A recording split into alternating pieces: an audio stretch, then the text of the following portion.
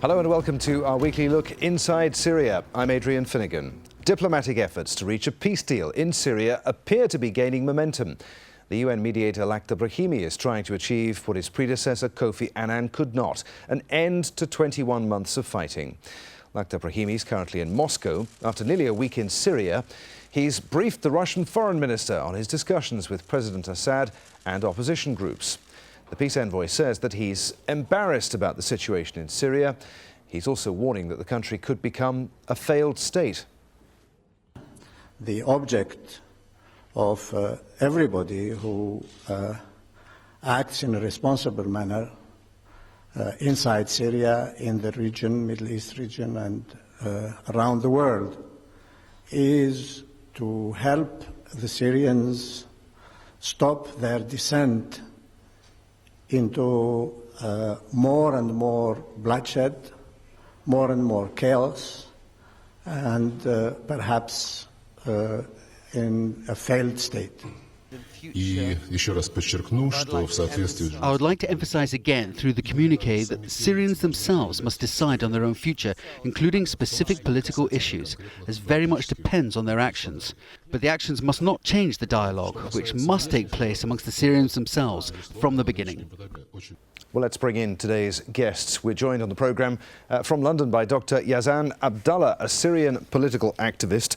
Dr Abdullah is a member of Syria Dialogue, a group calling for transitional change in Syria. From Moscow, we're joined by Dimitri Babich, political analyst. From Washington, D.C., Radwan Ziadeh, a member of the Syrian National Council. And with me here in the studio is Salman Shaikh, director of the Brookings Doha Center. Salman Shaikh, let's start with you. How would you assess Lakhdar Brahimi's mission so far? Is he doing any better than Kofi Annan was? Well, let me say, as a young UN officer, I was always inspired by Lakhdar Brahimi's work as an international mediator, whether Afghanistan, Iraq, or of course Lebanon. But I have to say here that he's been relatively ineffective. He's been using the same script as Kofi Annan, the Geneva Communique, which has one major flaw within it, which is there isn't agreement with regards to Assad, and we cannot start a transition, in my view, in Syria until there is clear agreement that Assad has to go, and he has to go immediately. So what hope for his mission? I mean, is it winding down? Do you see it coming to an end? Well, undeniable fact is that since Lakhdar Brahimi started his efforts, the conflict has only intensified. We've probably had 30,000 people killed, and yet we're no closer to the political solution that we all seek. So yes, this weekend may be the time when we start to see the beginning of the end of the Brahimi mission. Dimitri Babich, in Moscow, would you agree with that?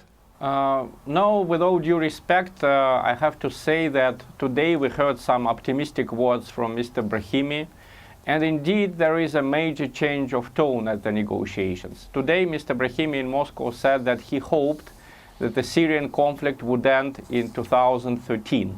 In the year that comes.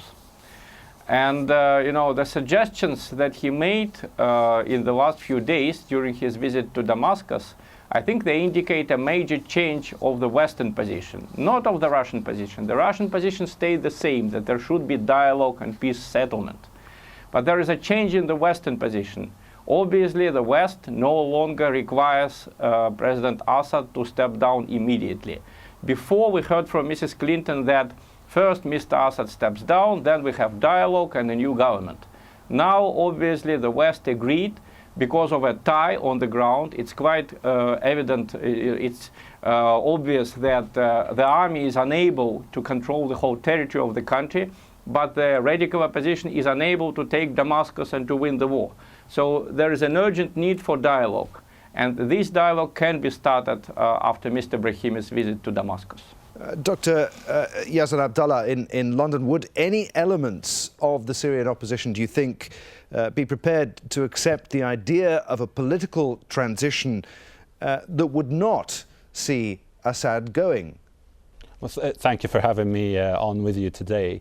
I really think that the statements that we heard from the coalition today rejecting Russia's offer or invitation to travel to Moscow and take the current plan forward is a little premature.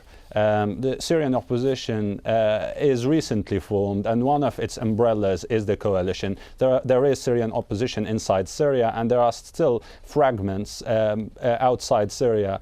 We all know that in the last 4 decades, Syrian opposition hasn't been able to form itself in the best shape. Now, personalizing the conflict into into making it a conflict on President Assad or not, I don't think that's the only major issue. We shouldn't really be ignoring the elephant in the room. The current situation is armed conflict on the Syrian soil. There is still ongoing conflict and armed operations in different parts of Syria. For example, now we hear that there are still 10,000 fighters in Hatay province in Turkey ready to be streamed into Syria.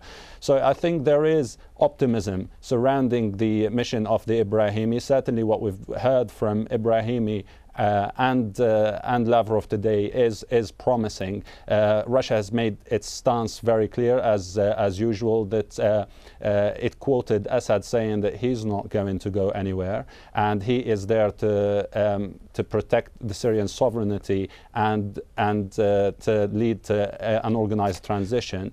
I think at the same time there's been a change in the American rhetoric in approaching the Syrian crisis. For example, recently, America, whether purposely or not, reduced its representation in Marrakesh. It withdrew its aircraft fighters from the Syrian soil, and at the same time listed the Al-Nusra Front as a terrorist organization. Okay. I mean, this probably brings in sort of a harmony between Russia and America, yet undeclared.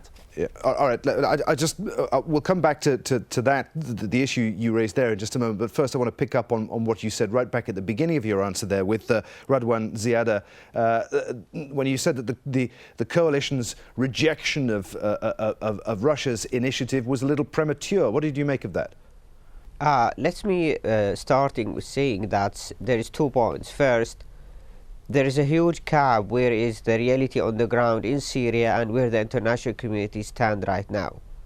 Where even that's friend of Syria or Russia or Brahimi himself still talking about transition plan, peaceful transition, and where actually the situation being militarized at the highest maximum, where the Assad regime used the missiles, the mines, and the blaster bombs, and all kind of using the fighter jets every day to target civilians in different areas in Syria, which left until now more than 50,000 has been killed.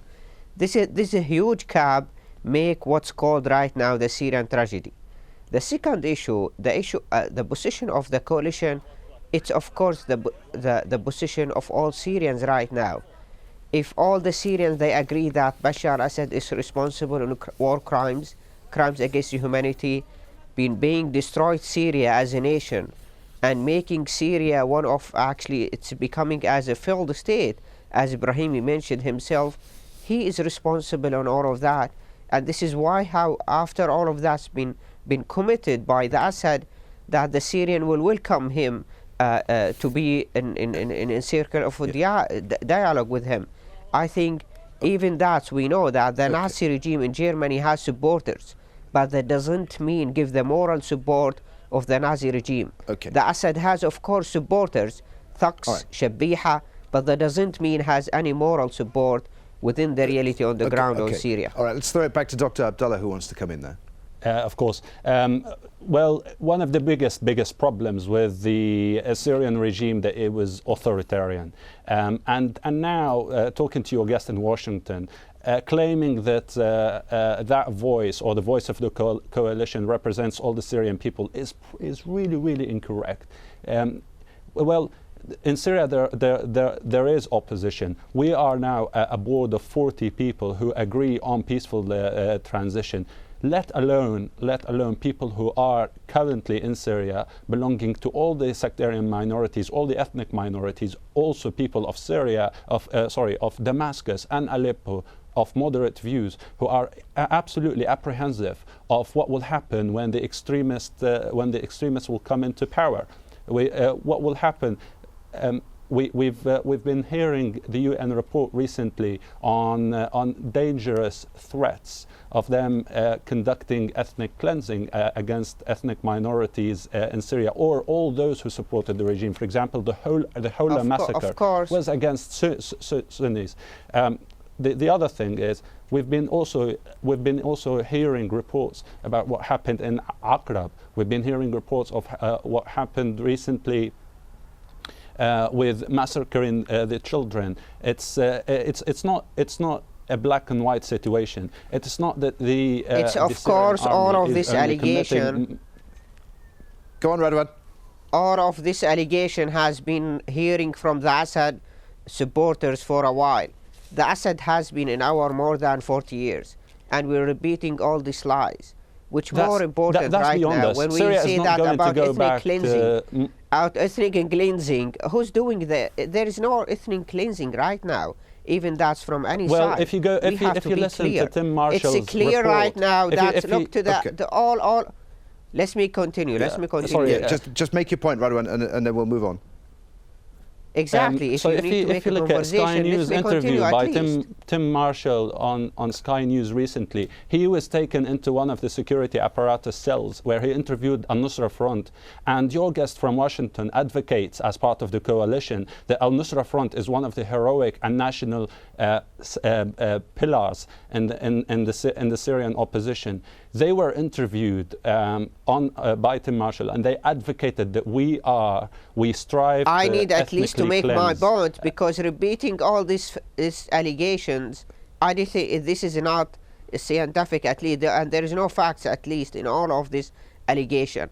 Let me start from Al Yaqubiyya as example. This is in a village which in Jisr al-Shughur area with all majority of Christian in the city. The Assad regime used the main church, actually the military base, and this the same thing done in all the mosques in Azaz, in all areas.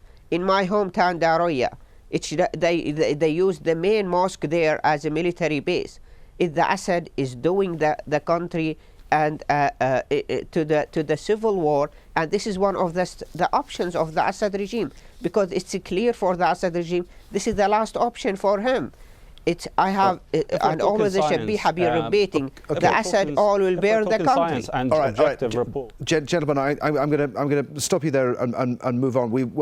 I'll come back to you. You'll get a right of reply in just a moment, but I want to move our discussion a little forward.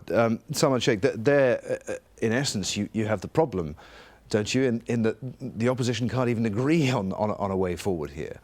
Well, and of course they need to, but let's just get a couple of facts right.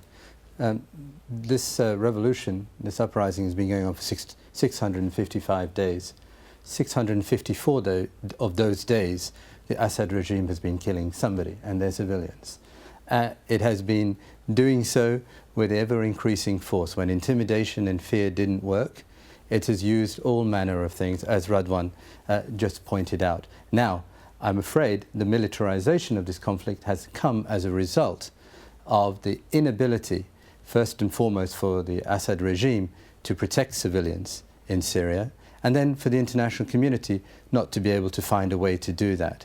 That is a failure which is of everyone's, but first and foremost it is of the regime. They're right, and the point that your guest makes in London, yes, it is important. A political solution looks like Syrians from all communities coming together and talking about the future and charting a course. But as long as Assad and those, his henchmen around him, are in that country, who's going to have the courage in order to be able to do that inside Syria, especially given the kind of force that is being used? To what extent should Russia then shoulder some of the blame for the fact that this conflict has been so bloody and so prolonged? Well, it's no use trying to apportion blame onto Russia. I do believe that Russia is part of the solution.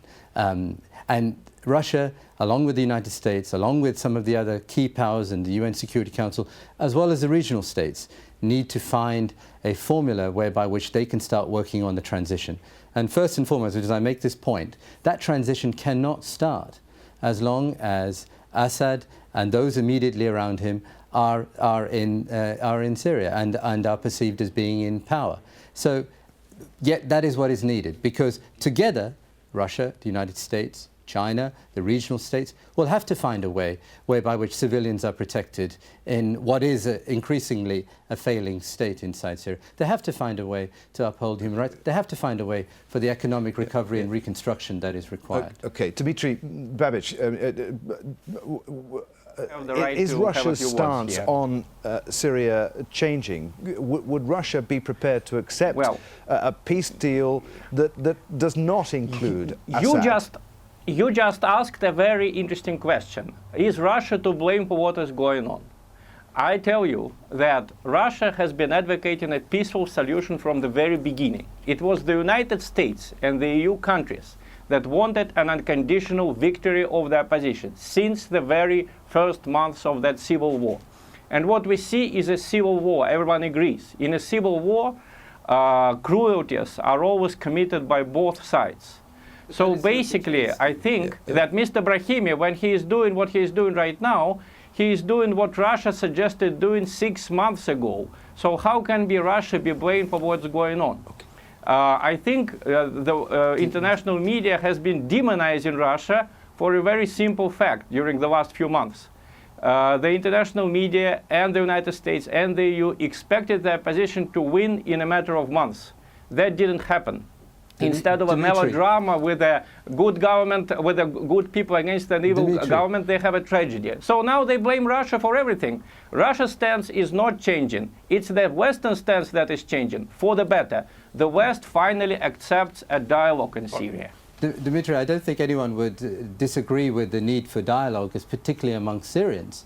But on this issue of Assad, even I believe the Russians and Foreign Minister Lavrov, we've heard quite clearly, basically indicating that even if they wanted Assad to go, they couldn't necessarily force him to leave. Okay, that's fine, but why don't you come out and say that he should go? Secondly, in terms of ending the violence, we were not able to get the Assad regime to stop for even a couple of days, even when Annan tried and when more recently Brahimi tried over Eid al-Fitr. Those tell us the limits when it comes to this particular regime. And you know very well that the President Putin and others have been receiving that kind of information about the nature of this regime for a number of months now.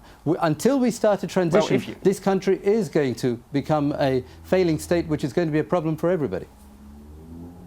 Well, I mean, Russia has been criticizing Assad also. If you heard yesterday's statement of Lavrov, he said that he still expects Assad to make good on his promises of democratization. So it was again this demonization of Russia by the international media. They were simplifying the situation. Russia has never been a puppet of Assad, as it has been claimed many times. Let me ask you, sorry to interrupt you, but one question. Well, I mean, I want to answer what you just said. Sure, but just one further question. Do you think that Assad should stay as some sort of a figurehead until 2014 or next year or something like this? Well, I mean, we heard from Mr. Brahimi. I don't think anyone is interested in what I think. Mr. Brahimi said that Mr. Assad may remain formally the president until 2014, but in the meantime, there's going to be a government of national unity formed, with ministers from both, the Alawites and the Sunnis and other communities. And I think it's really a way forward. And it's very good that this agreement, which we see behind these words of Brahimi, is called Russian-American agreement. It's not an American-British agreement. It's not an American-French agreement, for a very simple reason, because all Western powers, senselessly allied themselves to the most hardline politicians in Washington who just hoped for a quick victory of the opposition. All right. So I hope now with this Russian-American agreement we can move forward with Mr. Brahimi organizing talks. All right. Let's throw it back to London and Yazan Abdallah, who I know has been shaking his head, nodding his head vigorously. Well, he's listening to what you gentlemen were saying and wants to come in there. Yes, thank you. I think personalizing the issue and minimizing it into a conflict around one person is the wrong approach to the Syrian crisis. Currently, there's no question now that you can easily conclude from the dialogue and all the statements that we're hearing is that Assad is staying until his term is finished. I think the dialogue now, and the question is whether he will stand in 2014 or in expedited presidential elections. I think we shouldn't really get bogged down with the details of the presidential elections. If the coalition advocates that Assad has no popularity in Syria and Assad means nothing for the Syrian people, then that should really translate into the polling boxes, and that should bring in a president that is widely elected by the majority of the Syrian people, especially that now we're hearing Lavrov today saying that the international monitors should go back. Any elections in Syria should be monitored internationally by independent powers. I think the issue goes back to the militarization of the Syrian conflict. And yes, we're talking about a political solution, but that's only a lip service, really, in the absence of stopping any armed conflict on the ground. This will involve the Americans putting pressure on their allies in the region to stop the armed rebels and the armed flow into Syria. I think by doing that, let's bring in Radwan Ziadeh in Washington once again to comment on that. Could the coalition foresee any circumstances under which some deal could be reached that leaves Assad in power at least until elections? Not the coalition nor anyone in Syria who's fighting right now will accept, of course, the deal. It's clear from the day one that Bashar al-Assad should be held accountable for war crimes against humanity committed against the Syrian people. But let me say here that Syria, this is not the first case. We have before many cases where a dictator became committed crimes against civilian, against his own people. Then how it's not became the country as a failed state, but I'm saying here that the international community has to blame on the failure. Because if the international community take actions, that will not allow the situation in Syria to be an armed conflict on the situation. Because if we have the same conversation we have right now in Syria, we had before in Libya, then we still have armed conflict in Libya, we still have Gaddafi, we still have, of course, killings every day happened on Gaddafi, and massacres, atrocities being committed by Gaddafi militias. But because the inaction of the international community in Syria led the situation to be an armed conflict, to be in all our nation, to be under edge and under question. That's how we can solve the problem. Okay. It's not an issue of the Syrians, but also an issue of humanitarian assistance for more than 3 million refugees in the country. Very quickly, Yazan Abdallah, you've got about 30 seconds. Very quickly, let me examine what your guest in Washington said. His first statement: no one in Syria who is fighting will accept this. And I agree with him that no one from those who are fighting. If you look at Crisis Group recently, they said that all those who are fighting can be stratified into 3 groups: Liwa al-Tawheed, Jabhat al-Nusra, and another group in northern Syria. Syria is of not course, all of this is not true. It's not a fact. We still have high-ranking officials who served in the Syrian army, who's now actually being I'm going to have to stop you. I'm afraid we're out of time. I just want to get one more comment from Salman Shaikh before we go, who you wanted to come in. If anyone's got any pretenses that Bashar al-Assad could effectively have some ceremonial role like the Queen of England, the Queen of England has not been responsible for the deaths of 50,000 people. So it's a complete, in my view, non-starter. What is key here is that Syrians are encouraged to come together, the different communities, and forge a way forward, and that the international community helps them in that transition. And in this respect, Russia and the United States, that's what they should be working on. Okay, gentlemen, there, I'm afraid we must end our discussion. Many thanks to you all in London, Yazan Abdallah, in Moscow, Dimitri Babich, Washington, D.C., Radwan Ziadeh, and of course here in the studio, Salman Shaikh. And thank you for joining us. A reminder that you can find extensive coverage and reports on the conflict in Syria at our website at aljazeera.com, where you can also view this and other Al Jazeera programs. For now, though, thanks for watching. I'll see you again. Bye for now.